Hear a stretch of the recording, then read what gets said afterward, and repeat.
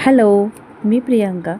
तर आज आहे गुढीपाडवा आणि इथं माझी चाललेली होती रांगोळी काढायची तयारी आणि मिस्टर धुत होते गाड्या, कारण आज होती अमावस्या.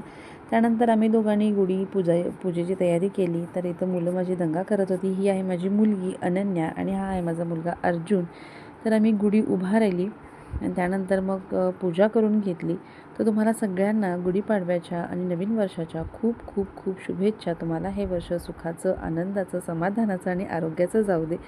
त्यानंतर मग आम्ही थोडासा नाश्ता केला आणि आम्ही निघालो सगळेजणं गावाला.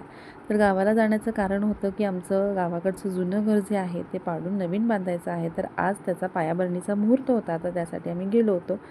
तर गावामध्ये अशा छान सगळीकडे गुढ्या उभारल्या होत्या, कारण गावाकडे कसं घरं जवळजवळ असल्यामुळे कोणताही सण असेल तर तो चांगलाच वाटतो.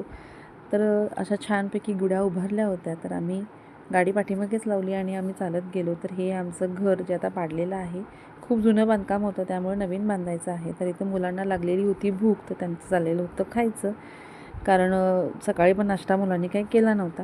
त्यानंतर मी आणि सासूबाईंनी पूजा करून घेतली. 5 बायका तिथल्या गावातल्या बोलवल्या होत्या. तर त्यांनी हळदी कुंकू घेतलं, हळदी कुंकू दिलं. तर इथं अर्जुनचं चाललेलं होतं मातीत खेळायचं.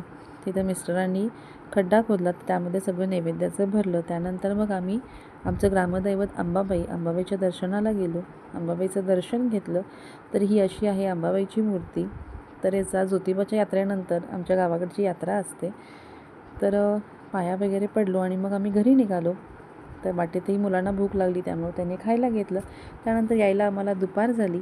त्यानंतर आम्ही जेवलो आणि झोपलो. जर व्हिडिओ आवडला असल्यास नक्की लाईक करा, शेअर करा, सबस्क्राईब